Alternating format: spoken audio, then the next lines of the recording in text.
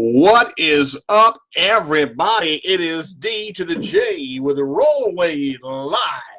It is 2 o'clock on Wednesday, and it is time for episode 6 of My CP Does Not Define Me. I'm your host, D to the J with a Rollaway. As I said so eloquently earlier, we are live on www.letgoradio.net and on Facebook under me, and today we have a very, very special show. Before I introduce our guest, I just want to go over a couple of quick announcements as everybody comes in. Hey, Miss Nikki, thank you for joining me. Appreciate it. Got to get some invites sent out here. I'm clicking and turning and moving and grooving because technology doesn't like me today. For some reason, I was using Chrome, and my my Chrome would not show why the camera would not recognize for Chrome. So I don't know what happened, but somebody went and said, we're not going to work anymore. And I said, okay. So I had to kind of restart and try to get everything ready, but I do now. And we are good to go because everybody is here with me. So as you guys come in, Big Dave, what's going on, brother? Thank you for joining me in on this live broadcast. A couple of things I want to announce. I've got a live internet concert coming up on Facebook Live on May the 23rd. My buddy Steve and I are going to be doing a live concert for everybody in all this mess and COVID-19 and Corona. Rona got to go. I'm tired of Rona. She's been here too long. It's time to move it on out because you have been here too long. And it's going to be, we're going to do about a 6-song set, going to be about an hour long. We're going to have a lot, man, I tell you, it's going to be a lot of fun, and we're going to do that. I've got karate seminar coming up that I'm going to be setting up for CP. Got a lot of things that are going to be rolling, as I would say, or as I do. I want to introduce our guest, and I'm going to let her tell a little bit about herself. A good friend of mine from Cerebral Palsy Sunrise, Miss Jaime. How are you today? Hey, DJ, glad to be here. I'm good, thanks. I tell you, I've been wanting to do this interview. We wanted to do it last week, and we couldn't do it because things came up, and that's how life works. Sometimes it throws a curveball. Sometimes you step into the plate and strike out, and sometimes you knock that son of a gun right out of the park. So let's see. Jaime, why don't you do me a favor? Just tell us a little bit about yourself, you know, where you're from, kind of what you do, and we'll get into the questions in just a couple of minutes. Sure. So I have been living in Florida since I graduated from college, but I am originally from the Midwest, West Lafayette, Indiana, and now I live in Port St. Joe, Florida, which is in North Florida, the Panhandle, near Panama City and Destin, with my 2 dogs and my husband, Keelan. Awesome. You have fur babies. I do. I'm a fur mama for sure. I tell you, doggies are special. They make me smile. I'm sorry, I just went 2 years old for a second, but I had to. Hey, Michelle, thanks for joining us. We appreciate it. All right, so I'm going to get into this because this is going to be an hour show, and it's going to be really good. I told Miss Jaime that I had some questions for her, but I actually want to get the first question out from Miss Jody. She's another member of our CP Sunrise. I've been working with CP Sunrise for a while now, and I love the group. I love the people, and I love Miss Jaime. She's an amazing person. I want to just read this out loud. Let me get it pulled up here. Jody says, also, my question for Jaime is this. Out of all the places you've lived, which one did you find most unique, and which did you like the most? Let's start there. Okay, well, that's a great question because Jody knows a little bit about me and knows that I traveled both as a kid moving around, and I've also worked in 3 different countries as an adult. So I would say my favorite place that I've lived would probably be Florida or Melbourne, Australia. Both for climate and people and things to do. And let's see, what was the part 2 of that question? Let's see, which did you find most unique? Which did I find most unique? Well, I would say that a foreign country is probably definitely the most unique for sure. So I would say probably Australia is the most unique because it's a huge island that's got the same land mass as America does, but about the population of New York. So with that combination, you get a lot of unique cities and unique personalities. So I would say that Melbourne, Australia was probably the most unique. You know, I love Australia. I love everything about it. I've never got a chance to go there, but I can tell you, I love kangaroos. I love watching them kick people in the face. I think it's an amazing thing just to watch a guy go up and pet a kangaroo and bam right in the nose. Just because they actually box. I've heard, They're strong animals. I've heard that they are vicious. I got to tell you. All right, so we're going to get into the CP portion now. Again, this is all about CP. For those of you new to the show, I'd like to welcome everybody on Facebook Live and www.letgoradio.net. I honestly, now, Jamie, you have CP as well. Could you tell our viewers just a little bit about your CP, what kind of CP you have, and how it affects you? Sure. So I was premature, as many of us are. I was born about 2 months, 2 weeks early. And as a result, I have spastic CP. It mostly impacts the lower portion of my body, but it does impact my hands somewhat. Mm-hmm. But I would say I'm more afflicted on my with my legs than I am my hands or my arms. I do walk. I do use a walker when I'm outside of my home, and I sometimes use a chair if I'm in very large locations, but for the most part, you'll find me and my walker horse just rolling about every location that I go to.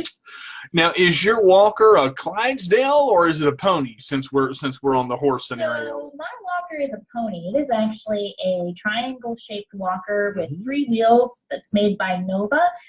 It's very sleek and it's very narrow, and that's on purpose so that it's easy to take places. And I use it in airports and take it all the way down the runway on the plane with me. I can take it into a regular size bathroom stall. So it is a space age, very narrow triangle shaped walker that's made by Nova. So if you go to Amazon and look up triangle walker Nova, it'll pop up and you'll see exactly what I use. Awesome. Now, I don't know if I'm familiar. Oh, by the way, Michelle says hi. Josh says hi. Hi, guys. I'm not sure if I'm familiar with the walker with 3 wheels. Are 2 in the back, 1 in the front? Is it one of the ones with a bench on it that you sit down on? What's the walker so about? It's triangle shaped. It's 1 in the front, 2 in the back. Mm-hmm. The wheels are a little bit larger so that you can use it outside and on rough terrain.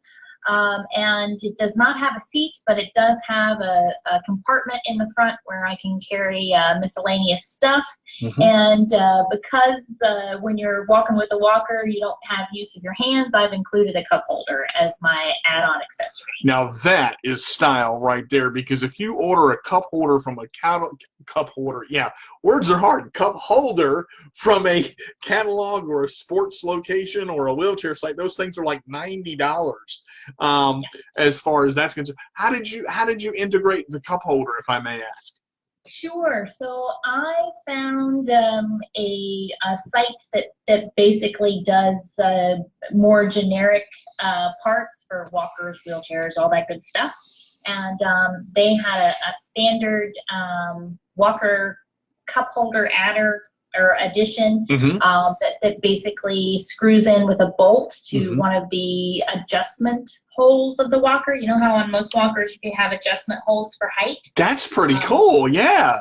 Yeah, you can screw it into the adjustment hole. I'm actually on my 3rd one, but they're about $22 a piece, which is a lot less than some of the others that are out there, as you mentioned. And at $22 a piece, I don't mind replacing it every couple of years. Ah, not too bad. So you'd say it lasts you maybe 2-3 years at maximum? Yeah, 2-3 years at maximum, because with traveling with it and it going underneath the belly of planes and all that good stuff, they treat it rough, kind of like luggage. So one usually lasts me 2 to 3 years, depending on where I go with it and what I do.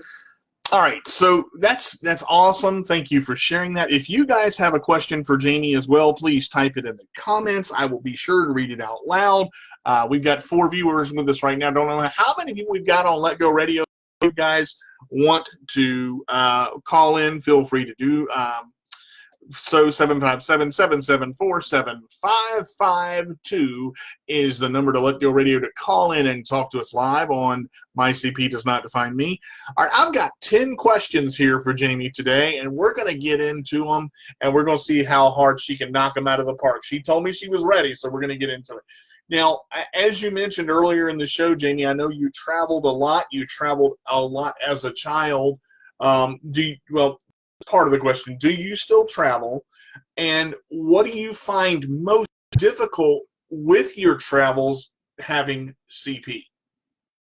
Yeah, so with my job and also recreationally with my husband, I do travel for both. Mostly with inside the United States, but I do some international travel as well. Before coronavirus, I would do anywhere from 4 to 5 conferences a year that would be at different locations, and then going on customer sites. Wow. And then my husband's quite the travel buff, and he likes to travel, so we go different places when he's out of school. He's a high school teacher, and so usually when we don't have coronavirus, we pick a couple places to go in the summer. So I would say the biggest thing with traveling with a disability is probably just getting in and out of places, logistics, making sure that you can, get your mobility device where you need it to be. Sure. But for the most part, it's more about you than it is anybody else, right? So just being flexible and not freaking out if something doesn't work right away. I understand that. So see, with you walking, all right, the second question that I have, and because you answered the first one pretty good, I don't really know, need to go back to it. I use a walker somewhat. I used to use wrist crutches a lot, and I used to use a walker a lot. I could go further on my walker than I could on my wrist crutches. Now, for you, with that being your main mode of transportation, I would say, unless you go super long distances, how long would you say you could walk before you got tired? Well, that's a complicated question, because the reality is I'm going to keep going even if I am tired. But I can go a pretty long way. I have pretty good endurance, so I don't have to worry about that. But usually when I use a wheelchair, it would be something like an amusement park or something where I'm going to have to stand in line. As long as I can keep moving, I can keep going. But standing still in one location for long periods of time makes me really stiff. So if I have to wait in line a long time, then that's when I would use the chair, because standing still makes me real stiff and it makes it harder to move around. I can relate to that. Once those knees lock up, I don't move so good. I don't move as good as I used to. The muscles don't work as good as they used to do. I can tell you that. Yeah, so as long as I keep moving, I can go for quite a long time. But if I have to do a lot of stopping, then that's when a chair would be helpful. All right, so we're gonna go back a little bit. One of Miss Winnie always says it takes a village to go through your journey and to accomplish your dreams. It's very difficult to do by yourself. In your younger years, what kind of support system did you have? Can you talk about a little bit about your family and how life was like as you were growing up? Sure. So I'm very lucky to have a traditional nuclear family. I have a mom, a dad, and a younger brother, Jake, who's 3 years younger than I and is able-bodied. And they were pretty much my main support system. I had grandparents and other family members, but because we moved around so much, I would say that my mom, my dad, and my brother were my closest family unit of support. And they were really who I leaned on growing up as I went through various different procedures and therapies and things like that to gain the mobility that I have now.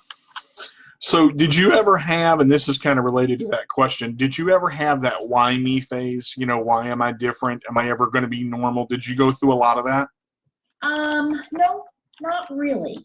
I did not really have that phase because I didn't know things any different, and because my support network and everyone around me was, you know, pretty much like, well, you know, you are different, that's true, but you're just going to have to figure out your own way to do things. Mm-hmm.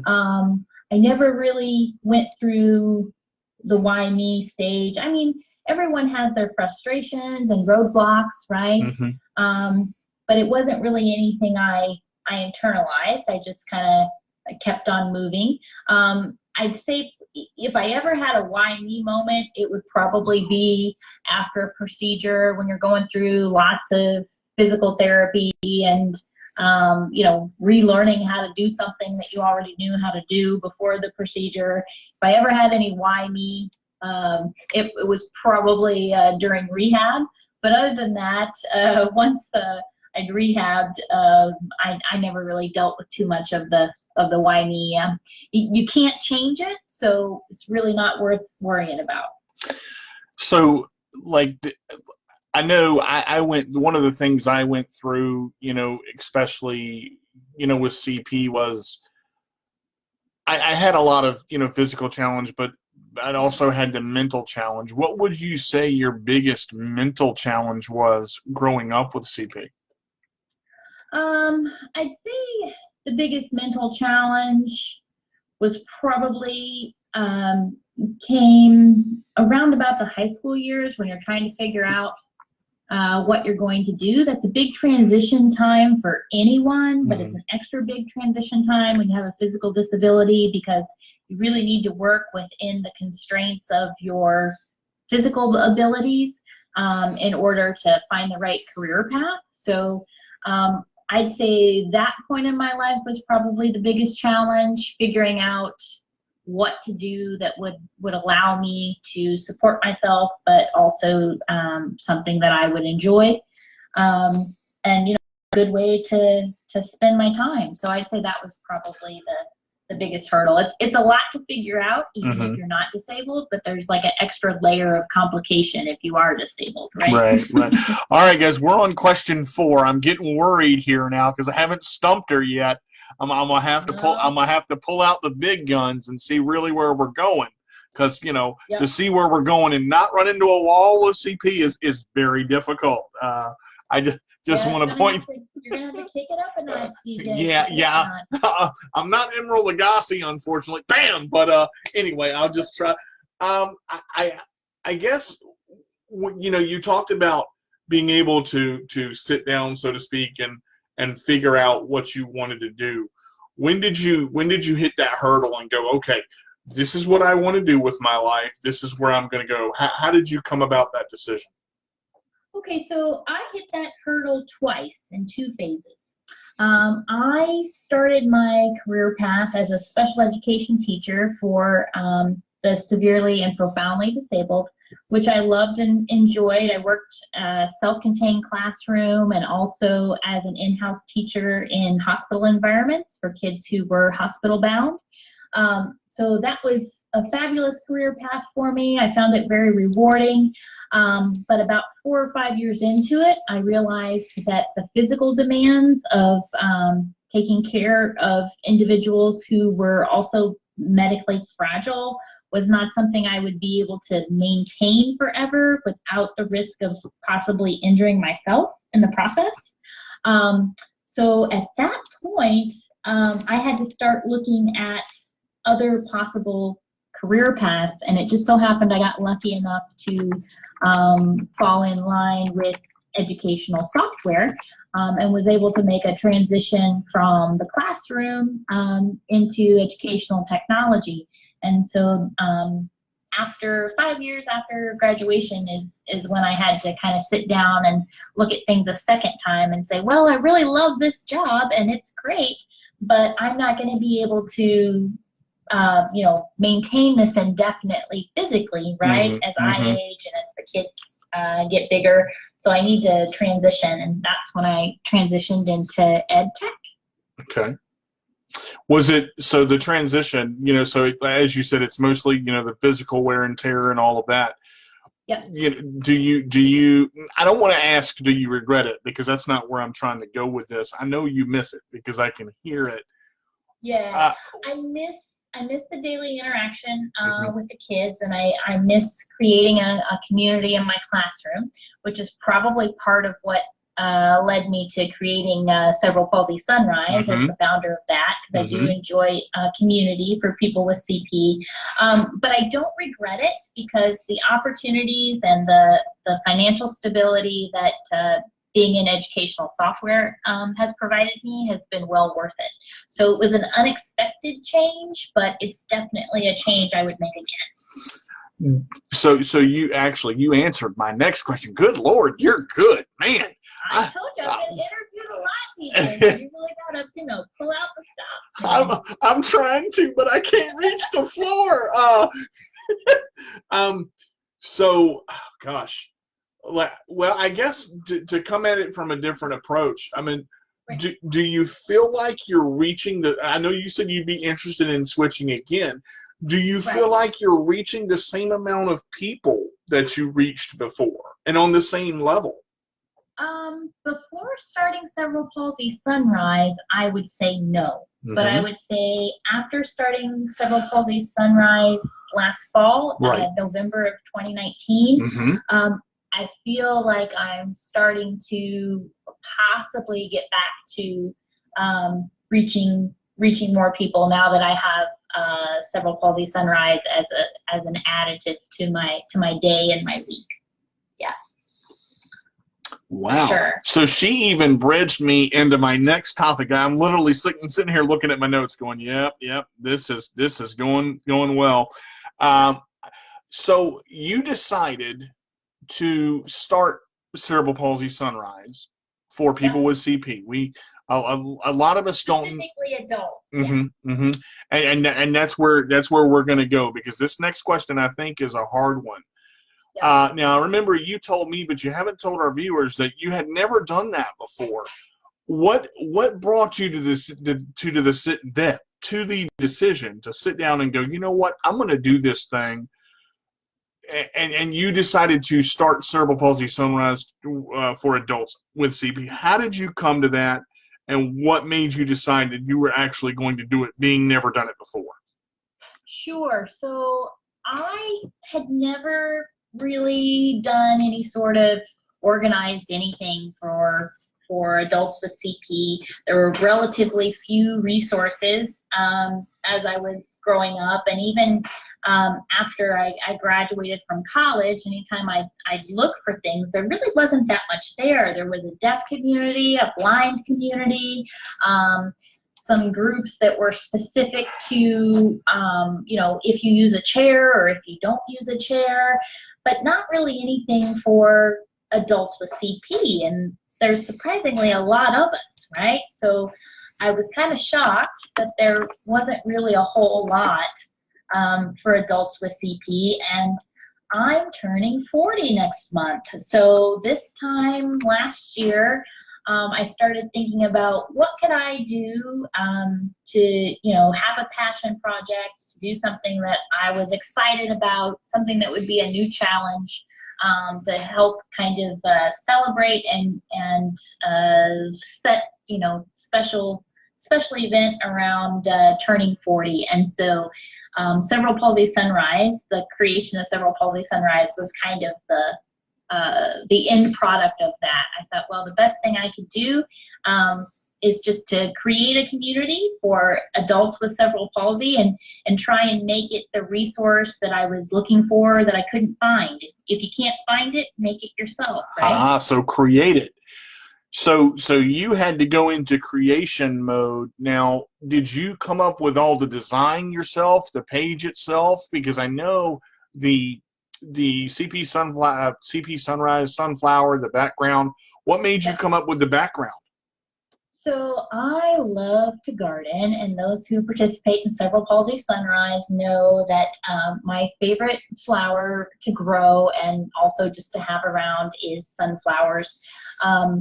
When I was thinking about the group and a theme for a group, I was thinking, well, you know, every day in my house is a CP sunrise, cerebral palsy sunrise. It doesn't go anywhere with me, or you know, it's there every morning when I wake up, and it's there for you every morning when you wake up, and for all the other members of our community, every morning when we wake up, it's there. So that was kind of my inspiration. One, trying to be hopeful in that even if the previous day was a bad day, the next day there's always a new sunrise and you can start over, right? And then making it kind of unique to me in making that sun a sunflower, because that just so happens to be one of my favorite things. So I came up with the name and the logo. I did hire a graphic artist via Fiverr, which is a contract site online, to basically take my sketches and turn it into a more formalized logo.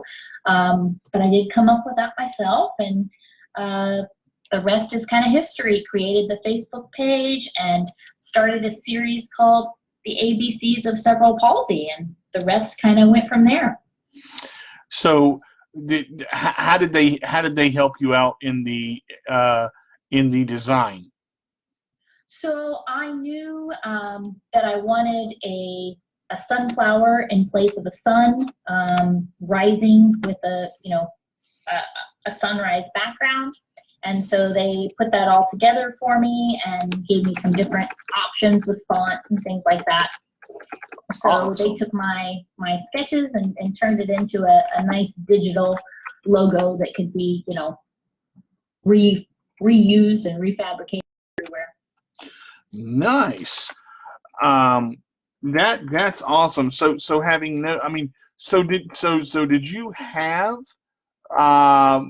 like, I mean, I know you say you had never done it before. Did you have experience going in and starting it, or did you just go, you know, by the seat of your pants, so to speak, to say that? Well, I had a YouTube channel and Facebook page for gardening called The Green Bee Gardener that I had done a couple years previously. So I sort of the process of starting a Facebook page and creating content, but I've never done anything that was so personal as bringing people into my home and my life and literally my living room, right?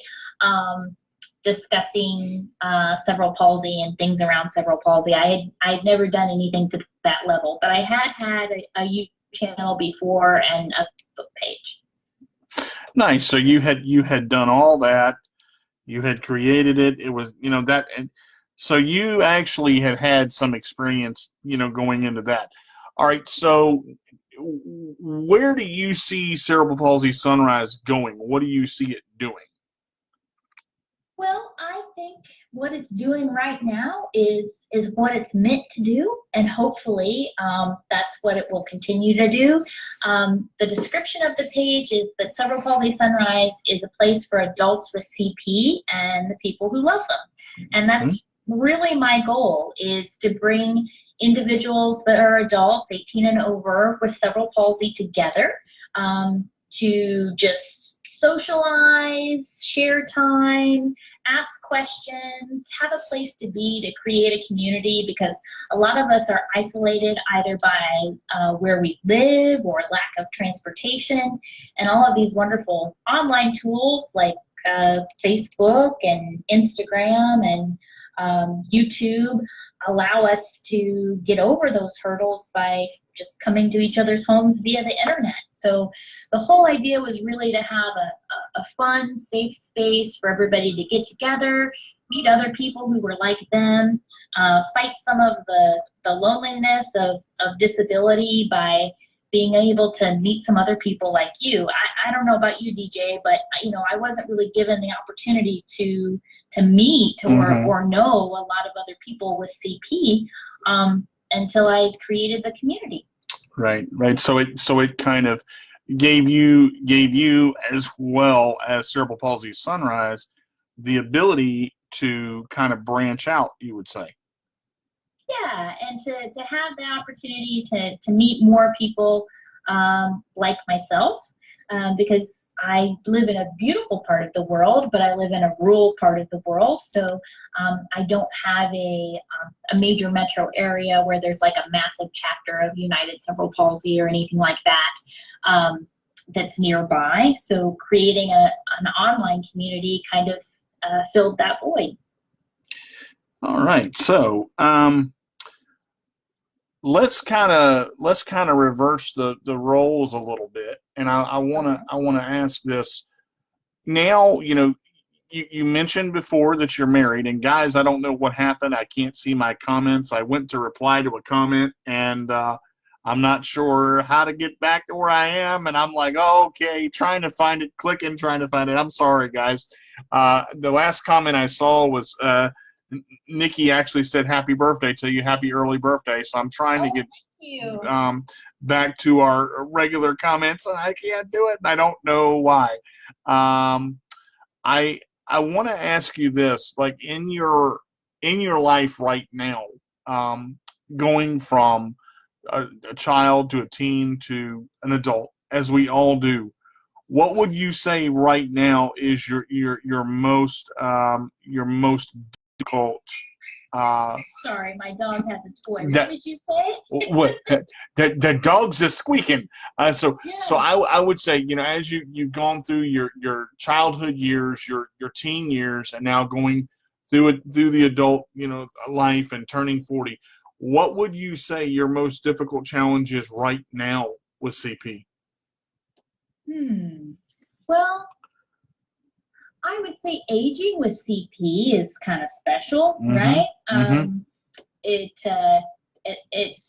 one of those things where you notice that things are different for you than they might have been just a handful of years ago, and trying to, you know, stay on top of it and do all you can to stay fit and to stay mobile.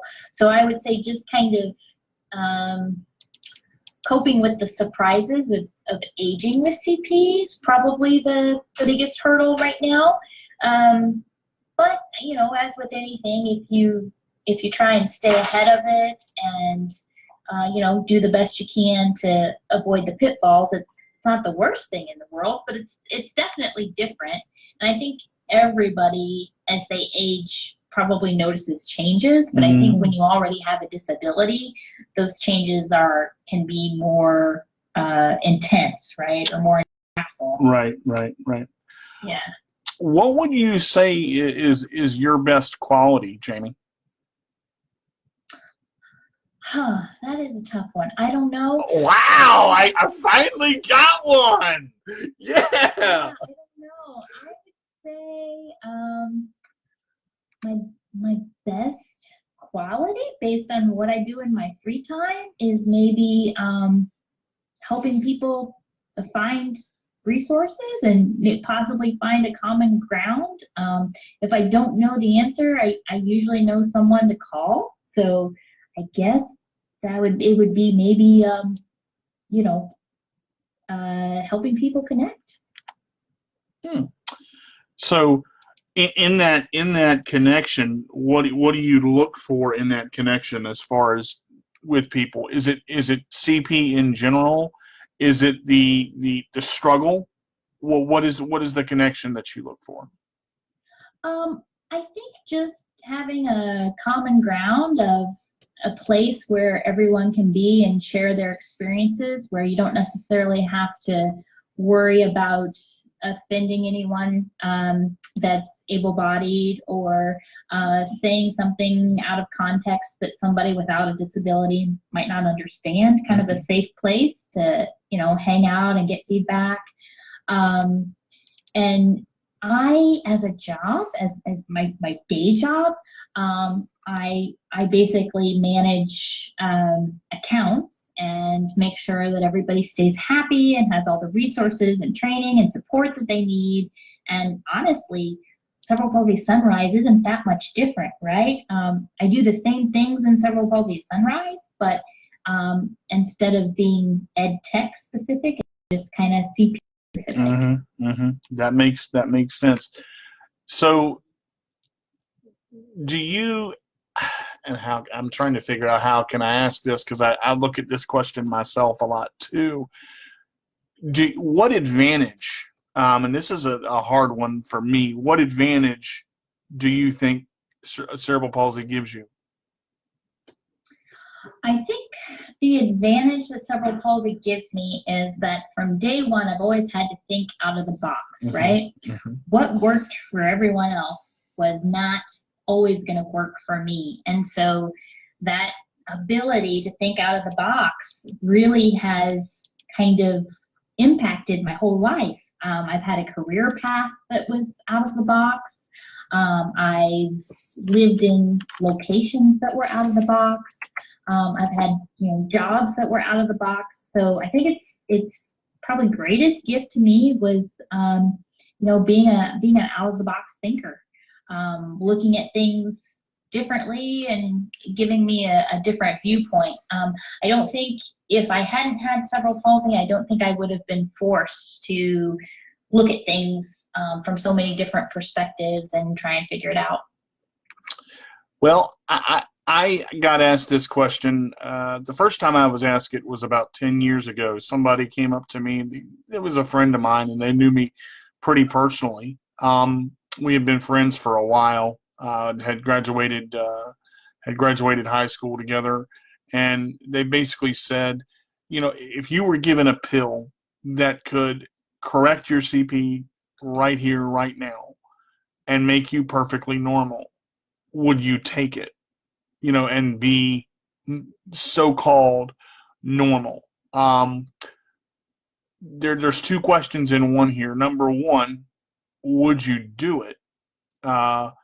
And number two would be why. And before I answer it, I want to hear your answer. Well, my answer is hell yes. Of course I would. I didn't choose this. So why would I not take the pill and be normal? Yes, of course I would. Yeah. But that's never an option that I've had. So, okay. But yes, if I could, it's a part of me, but it's not my whole identity, right? So I don't feel like I would lose myself if I didn't have cerebral palsy. However, I don't hate my life just because I do. Right. So, I'm happy with it the way it is. I don't struggle with any issues surrounding, why I had to have CP and other people don't. But if somebody had a magic cure, of course I'm going to take it. But that's me personally. So, everybody's opinion on that is different. But, this is not something I chose. This was handed to me, and I just dealt with it the best way I know how.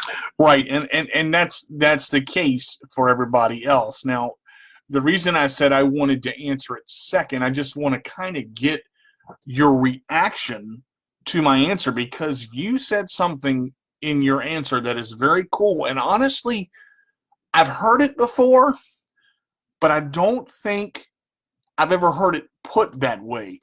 You said it's part of you, but what was the other? You said it's part of you. It doesn't define me though, right? I mean, it's part of me, but it doesn't define me. That's what I was waiting on right there. So Miss Jamie just said, it's part of me, but my CP does not define me. Now, wait a minute. Isn't there a show that's called... So. Oh, wait. We're live right now. My CP does not... Yeah, there we go. So we actually hit one. That ball's up. It's deep. It's back. It could be. It might be. It is out of here. So... And just so you know, everyone, I did not see these questions ahead of time. Yeah, we actually are doing this totally off the cuff, and I honestly I like this because it's more real this way to me. And guys, again, I'm sorry I cannot see the comments. I'm not sure if Michelle can. I mean, oh wow, Jamie can on Facebook. but I got like we've got 6 that have come in, and I'm not able to see them. I apologize. I'm gonna pull them up now. So Okay. I'm gonna All right. help you with that. Yeah, the last we help each other out on lives, and now I'm stuck, and I'm like, oh, I can't get out of this because I'll go out of live. Let me answer. So Michael said recently that's so true about getting older and aging with CP. Michelle said same here. Josh said wow, and Michael just said that's so true. So I think he's agreeing with us there. Right. So no questions yet. Thank you guys so much. And Jamie, if you'll just help me out with the comments as we go through for the last 20 minutes here. My reaction to that is this. I would not take the pill. I would not change the way I am. I would not take the opportunity to walk. And here's why. I believe that walking is overrated. Do I want to walk? Yeah. Would I like to run a 90-yard post pattern thrown by Brett Favre or Tom Brady or Dwayne Haskins? Heck yeah. Give me about 10 seconds. Do I want to change it totally? No, because my CP doesn't define me. Boy, where have I heard that before? But in the same sense, it does help shape who I am. And there's no normal, you see. People that are walking and able to use their legs in their full capacity. Most people are so run, do, go. And their life just rushes and rushes and rushes. And they're all in the hustle and bustle and got to figure it out and got to go here and got to go grocery shopping. And I've only got 24 hours in a day and I'm only going to sleep for 1. So I've got to get everything else done in 22 hours. And they miss those key personal moments in life where if you slow down and look back, you go, wait a second. He has CP, she has CP, but they're living their lives as normal as they see it. There is no normal. But if you take a chance, CP taught me one thing, to sit your butt in this chair and slow down. You have to slow down. I think if you go through life, time doesn't stop. Life doesn't stop. It just continues to push. And we're given a new chance every day to make a difference. We're given a new outlook, a new start every single day, no matter how many 89 trips around the sun, basically we're given 365 times 89. And my math in my head, that's roughly over 1,500,000 days. So you're looking like somewhere in there. I'm not even sure. I just pulled that number out of the air. I apologize. But I honestly think that people have to slow down and stop and look at what they truly have, because CP is a gift. And yeah, we don't choose it. It's given to us. We have it, and it's rough. Jamie, what's your reaction to that? I'd say I understand where you're coming from, and I respect that viewpoint because it's different for everybody, right? But I'd say for me personally, if I'm truly honest with myself, there's a lot of big things I'd like to try at least once, and there's a lot of small things that I'd like to not have to deal with, right? Yeah. So I'm never gonna say that I wouldn't take the pill, because for me personally, I would. I've done the best that I know how to do with what's been given to me, but I'd certainly be more than happy to take that coat off. Well, guys, the question is open, and if we get some replies here, I'm not sure if we have any new comments yet, but you guys out there, would you change it if you had the opportunity? We want to hear from you too. This interview that I'm doing with Jamie is very special, but My goal in this show, as I say every single week, is to reach the people with CP. My goal with this show is to put CP on the map, and it's very real. It is very, very, very real. We don't sugarcoat it here. So we do have a question from Michael, Mm-hmm. DJ, and he has anyone ever said to you, "Are you one of Jerry's kids?" Just asking because people always asked him growing up. So I have been asked that before, and as you all know, we do not have the condition that Jerry promotes, so or fundraises for. So no, I'm not one of Jerry's kids. No, So no. I've had that question before. Yeah, I've never had it, and I'm not one of Jerry's kids, and I'm that's all I'm gonna say on that reaction. That's just no. We're gonna go with the definitive no there, and there we are. Josh says, heck yeah, he would. And Michelle says, no, I would not change a thing. So see, I think maybe without intending to, you and I might represent. We got a topic for next week. we got a topic, and also each of us kind of represents a viewpoint. So the community might be a little split on that one. Mm-hmm. Jamie, do me a favor. Tell us how we can contact you. Tell us how we can reach you, how we can get in contact with you, how we can be part of your lovely page. Tell us all about that so we know how to get in touch with you. So on Facebook, you'll find it under Cerebral Palsy Sunrise, 3 words, Cerebral Palsy Sunrise. It's a Facebook group. You can just follow us, like it, and we are just a few members away from 500. I think we're, as of this morning, at 497. So we're almost 500 members strong. We need 3 members right now. Those that are listening to the show, go right now and click on Cerebral Palsy Sunrise and click like. Join it. Adults 18 and over. We want you to go in right now and bust that 500 members out of the water. Sorry to interrupt you there, Jamie. Go ahead. Yeah, so anyway, that's how you can find me. And on Cerebral Palsy Sunrise, the private messaging is enabled, so always feel free to message me or post a comment, and myself or one of the other admins of the group will get back to you as soon as possible.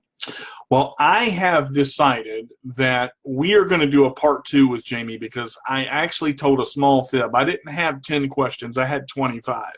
So we're going to do a part 2 with Jamie, and I think if she's not available next week, we'll do it the week after. But I want to get Jamie back up here because I think that this is a great interview, and I think that not because I'm doing it, I think because, as I said, it's very real. And when you broach this subject and we hit those real items, you know, like growing up with CP and traveling with CP, and as you go back and listen to the show, you're going to hear an honest answer from an honest lady, because Jamie doesn't cut corners. I've been working with her for over 2 weeks now, and it's one of those things when you have CP, and this is the last question that I'm going to cover today.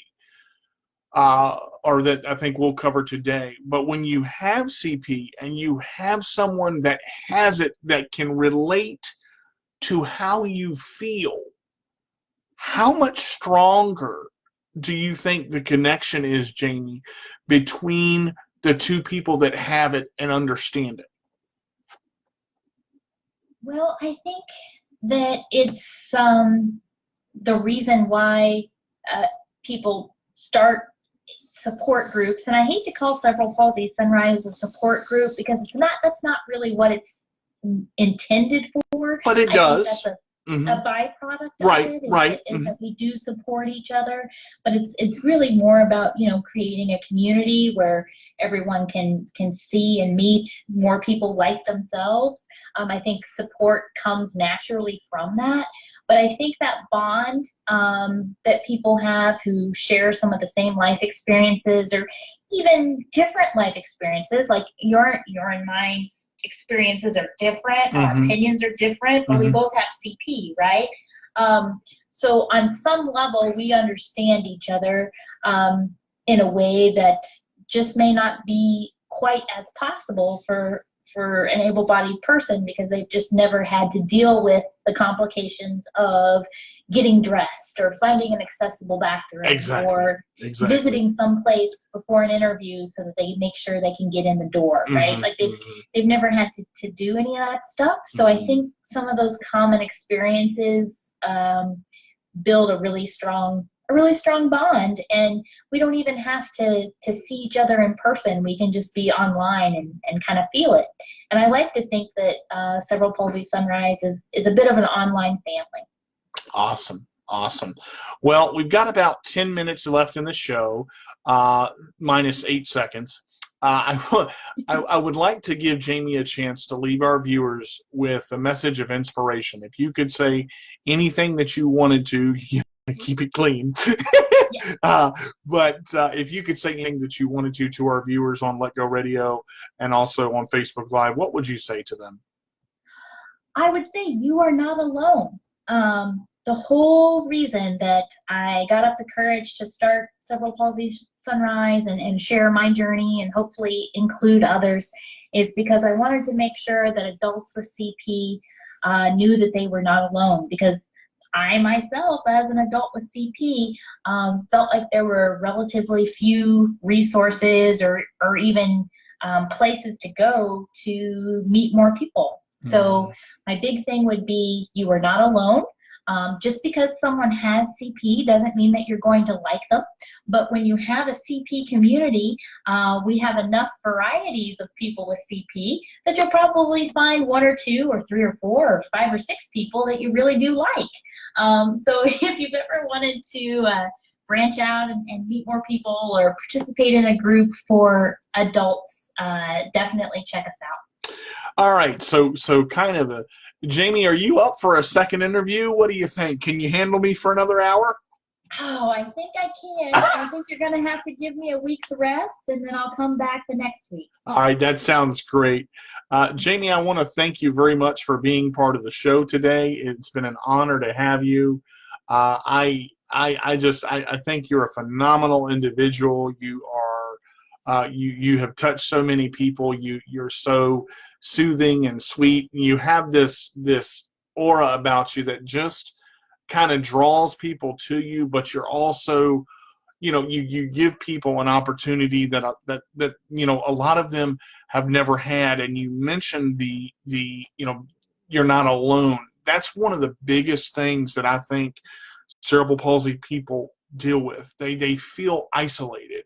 They feel rejected. They feel like no one understands them. But guys, we do. And in doing shows like this and groups like Cerebral Palsy Sunrise and Kelly's Choice, there are groups out there that welcome people with CP with open arms who are not different. Let me say that again. You're not different. You just have a different way of doing things and finding ways to do things, and that's okay, because that's life, and that's the journey of life.